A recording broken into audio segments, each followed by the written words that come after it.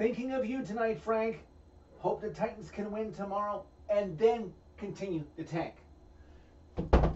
Tighten up! Everybody's hands go up, way up, as the Nashville Predators defeat the Montreal Canadiens by a final score of 2-1 Sunday night inside the Bell Centre in Montreal, Quebec, Canada.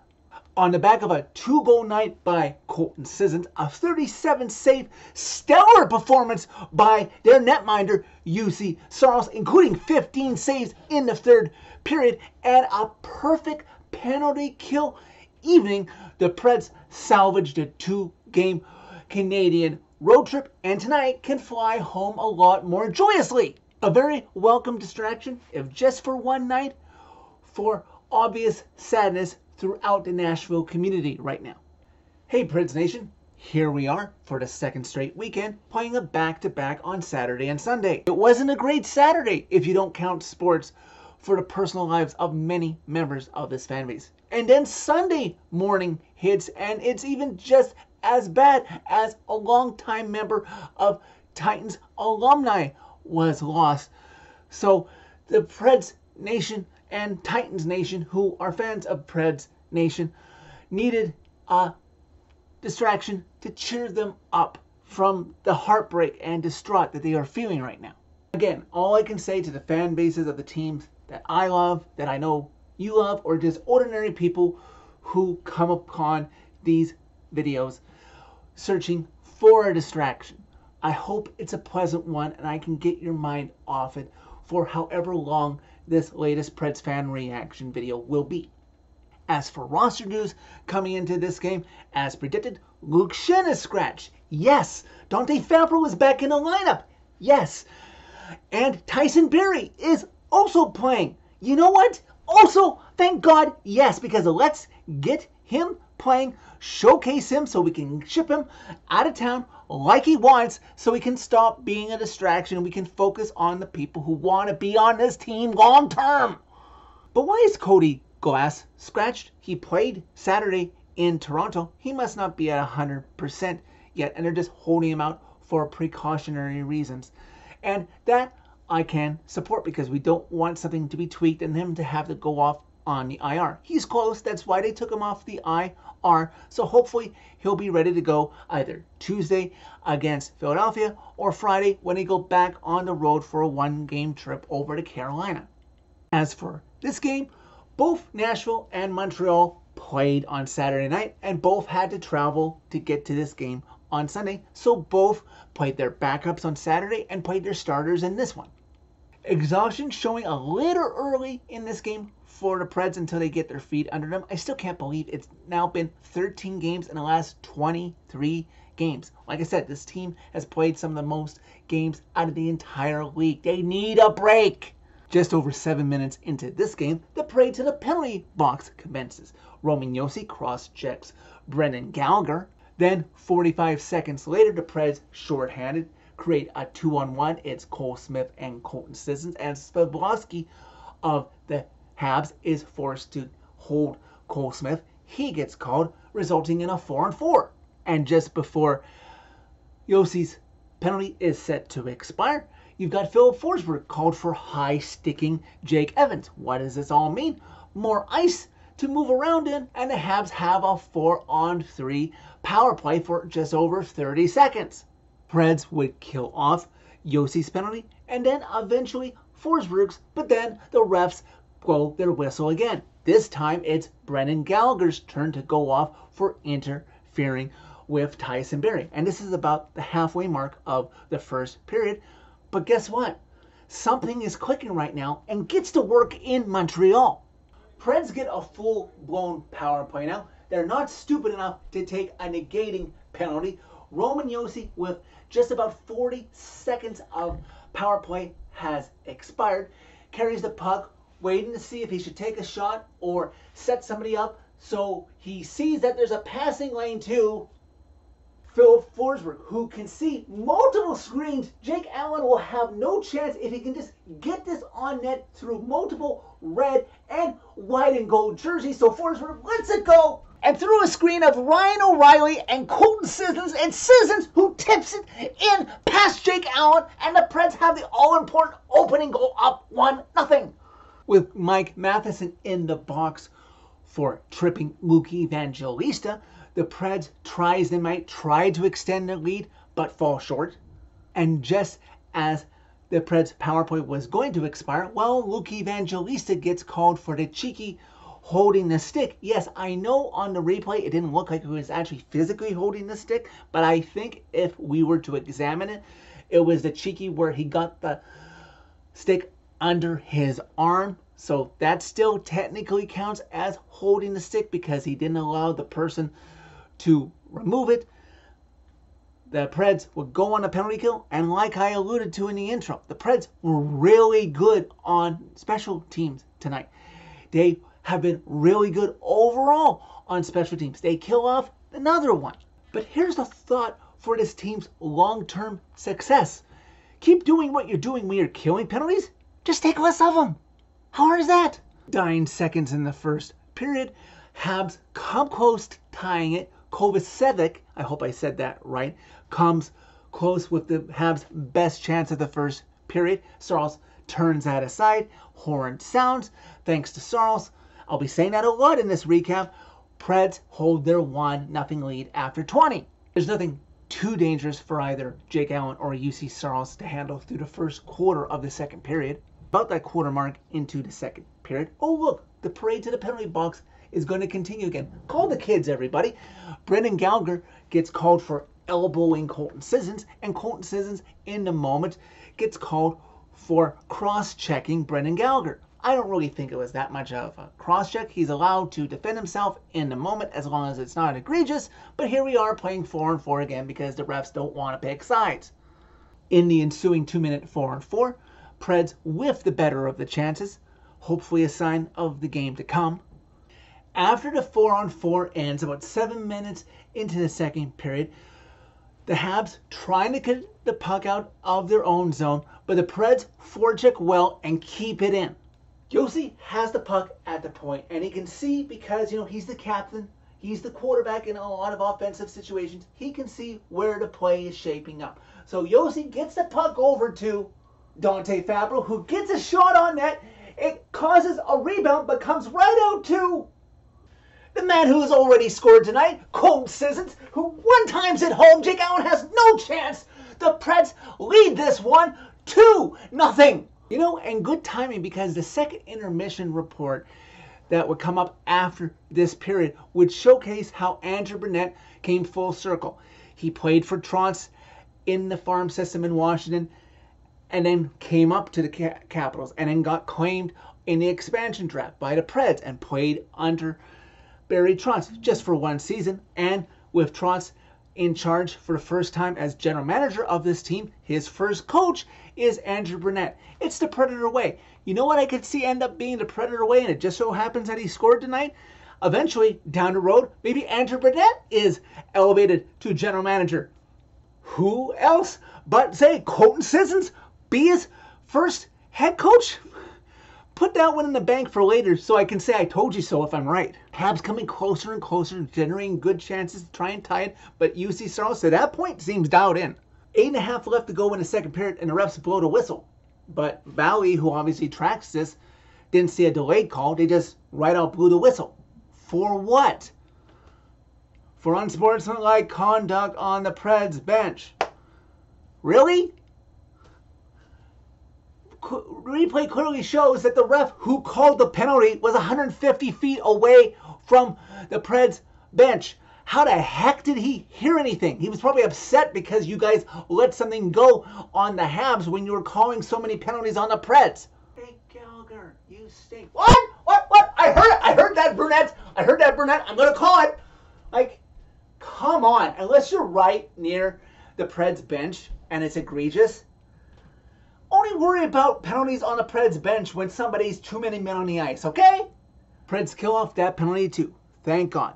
Against a much superior team than what the Habs are right now, maybe this Preds penalty kill unit would come back to cost them taking so many penalties. Just something you can work on for later. But for now, I can't complain that penalty kill percentage that was so low before. I'd have to check where it is now, but I gotta imagine it's climbing up, up, up, up, up.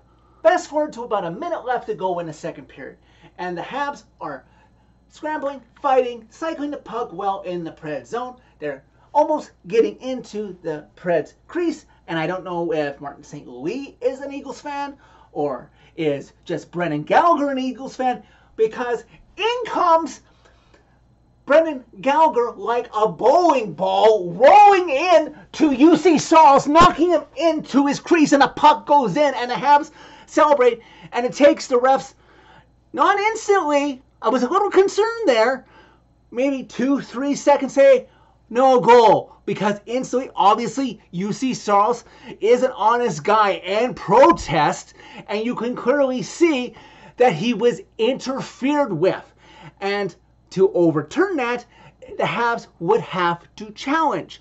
And good on Martin St. Louis, not so good for the Preds that they couldn't get a power play out of it. Martin St. Louis doesn't challenge. Yes, because that's the right call. Can we tone it down a little bit, Habs, or anybody else who wants to channel the Philadelphia Eagles and try to brotherly shove with goalies in their creases? Maybe a league memo has to go out to remind these teams that it's not the 1970s or 1980s NHL anymore. But the Habs don't let up, because about 35 seconds left to go in the second period.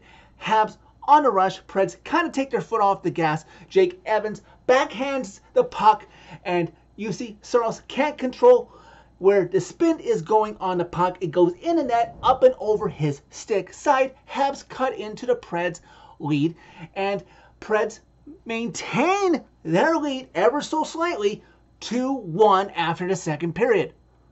To start the third, the Habs come out with some jump and some spunk. Josh Anderson comes close to tying it for the Habs, but he's denied by Saros. Dante Fambro in that sequence also helped the Preds escape danger.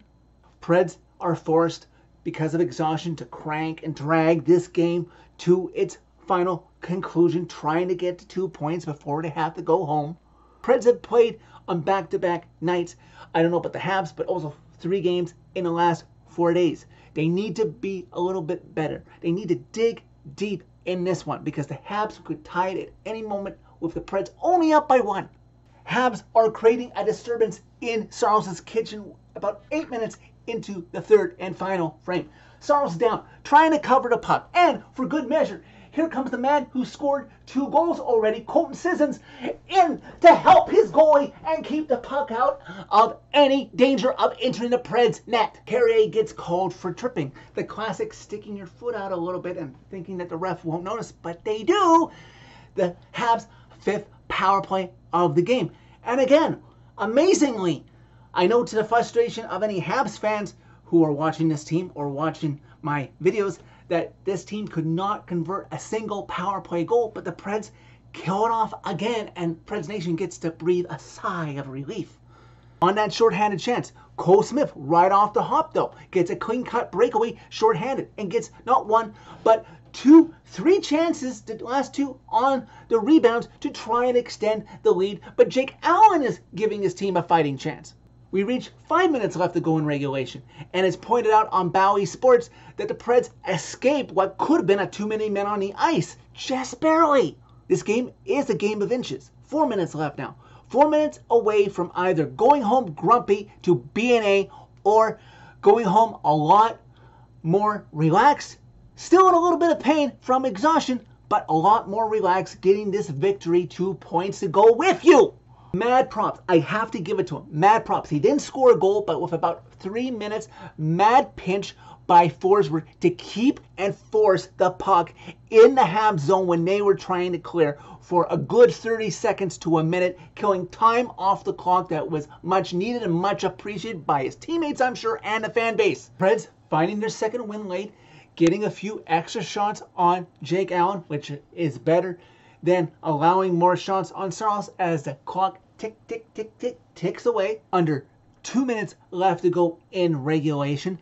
Puck is stuck along the sideboard just inside the Preds defensive zone to Saros' left, and it's wedged there as almost a rugby scrum ensues, which is quite content for the Preds that play keep away from the Habs, but the Habs are eager to dig it out of there and try to get a score. And a good 20 seconds, hey, thank you, refs.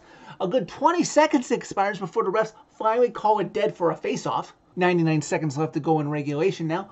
Marty St.louis Habs coach calls a timeout to set up the play, and just after the face-off, he summons Jake Allen to the bench as the Habs try to go to work to get the tying score. Under 30 seconds left to go now. Ryan McDonagh has clear control of the puck, and he's trying to get the puck out. He's watching where he's going. Well, you know who's not watching where he's going? The referee, as Ryan McDonagh goes smack into him on his way out of the zone. The refs have to be more awake to make sure that doesn't happen and doesn't create a score. Fortunately, that collision doesn't cost the Preds. Final seconds tick down. Juuse Saros makes probably the best save right at the horn. They would have to review it, but it's no goal. Preds hang on to win this one, salvage the road trip, win 2-1, and on back-to-back Sundays, Juuse Saros clearly the best Pred on the ice. And let me not overshadow, obviously because they won, the best player on the ice. You know, it hit me after the final horn that I had to look it up. When was the last time the Preds won in Montreal? It seemed like a while. Well, it turns out it has been. Last season, the Preds' one and only visit to Montreal was Askarov's first career NHL start, and we all know he lost, unfortunately. 2 seasons ago, I think the Preds lost 6-3 there. 3 seasons ago was where you were just playing your division until the playoffs, and that was it. You know when the last time the Preds won in Montreal? You have to go all the way back to March 2020, and then after that, the whole world shut down. So there you go. Methinks in years past that the Preds would have found some way to lose this game. But this is a different team right now. They followed precedent, which was last Sunday, and they won on back-to-back Sundays by playing their starter on the second half of a back-to-back. So then it's set. Next week, when the back-to-back is on a Friday and Saturday instead of a Saturday and Sunday, I expect Lankinen to start in Carolina, and then Saros should start back at home against Washington next Saturday night, right? It wasn't a perfect game. There are things to work on, but I was overall happy with the effort. I would rather you not take your foot off the gas after correctly getting Gallagher's goal overturned for goalie interference and not allowing Evans to cut into the lead. Rather you get to that second intermission still up 2-0. So cut down on the final period shot totals with the other team out shooting you like crazy, so your goalie is not clinging to dear life at his goalpost. Bruno, work on that a little bit. And something else that I was surprised to see, considering that we won this game, a sub 45 face-off winning percentage. That's not going to cut it against superior teams in this league. Of course, it's going to work against inferior teams more time than not, but you have to improve on that. You did lay out more hits and blocked more shots, so I will give you credit for that aggressiveness to will this team to victory. Now, get home safe, rally this city in their time of need, get some decent home cooking, get ready for the Flyers on Tuesday, and then get a well-earned, well-deserved, finally, at last, 2 days off Wednesday and Thursday next week. Yay, this compressed schedule never ends. So that is it for this video. Thank you very much for watching. As always, click a like if you like this video. Click subscribe if you really like it. You can find my social media as always by clicking on the channel name. Tell all your friends about Redemption. And through 28 games this season, I think it's become very clear if you say it in English or if you say it in en français. When number 74 is finally on his game, and it appears so that he is finally on his game, any house in this league can become Juuse's house.